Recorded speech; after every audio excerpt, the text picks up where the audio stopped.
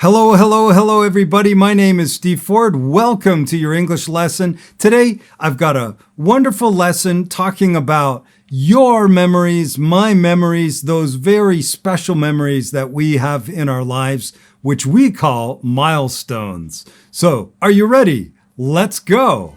Remember, do you remember? Do you remember the past? All good memories turn into dreams that will always last. First off, getting your driver's license. In Canada, you can get your driver's license as young as 16 years old. And I believe in some American states too. It depends where you go. And a lot of my students, the ones that I talked to, got their driver's license when they were 18 years old. Now, I remember back in high school doing a preparation course for the driver's test. So there is a night course that I did. There was also the practice for the practical test. And I will never forget that the driving instructor, he said, okay, now pull up to that stop sign. So I'm just about to stop at the intersection and the car stops by itself. That's when I realized that the driving instructor, he actually had a brake on his side, on the passenger side. Yes, that driving instructor, he was super nervous, didn't trust anybody. So to make a long story short, I passed my driver's exam. And how did I feel? I was happy. That's a general word. You could also say I was thrilled. That's a nice word that you can use. A lot of native speakers use that, thrilled. You could also use the idioms, I was on cloud nine, to get that driver's license, to have that feeling of freedom that I could go anywhere on my own. You can let me know in your comments some of your experience when you got your driver's license. Some people, it took them more than one time to get it. And I have heard in some cases that people paid for their driver's licenses. Yeah, don't put that in the comment. The next one, first time abroad. So your first time abroad, in case you don't know what abroad means, it means that you are traveling outside your own country. So it's a real special experience for a lot of people. They really remember it. It's a huge milestone in their life. Now, some people, they will go to a tourist hotspot. That's a place that a lot of tourists like to go to. Some other people will go to a place which is off the beaten path. This is a great expression, and it means that you go to a place which is typically not where tourists go. So in my case, I went to a tourist hotspot. I was 10 years old, and it was really cold. It was January in Canada, in Toronto, and at that time, winters were very cold. It was like minus 20, and I remember it driving with my grandparents from Toronto all the way down to Florida. And it was great to see because I never knew that just driving south, that the weather would change from winter to spring and then to summer when we arrived in Florida at the beachside apartment. I was spellbound, which means I was really impressed, really amazed seeing the ocean, the waves, and of course the nice Florida weather.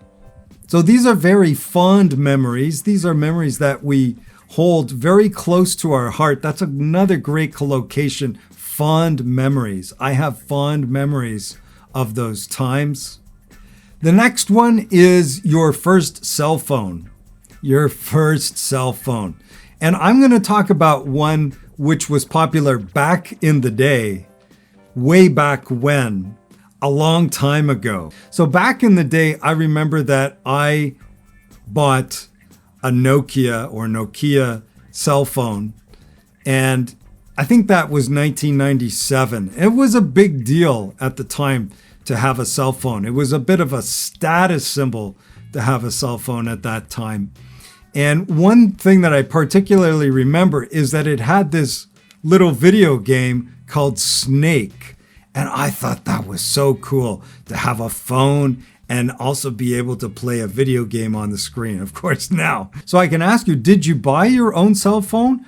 or did you get it as a gift? Now, this is my pronunciation segment of today's class. First of all, did you? We can link those two together, and the last D on did and the Y on you becomes a J sound. It becomes did you.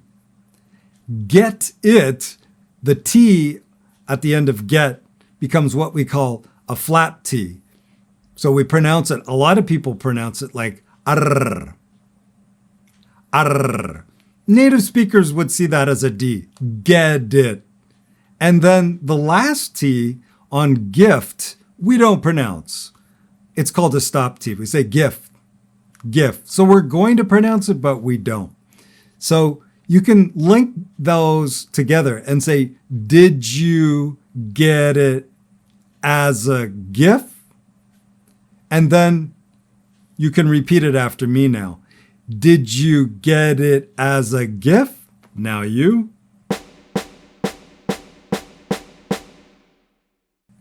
Did you get it as a gift? Now you. And normal speed. Did you get it as a gift? Did you get it as a gift?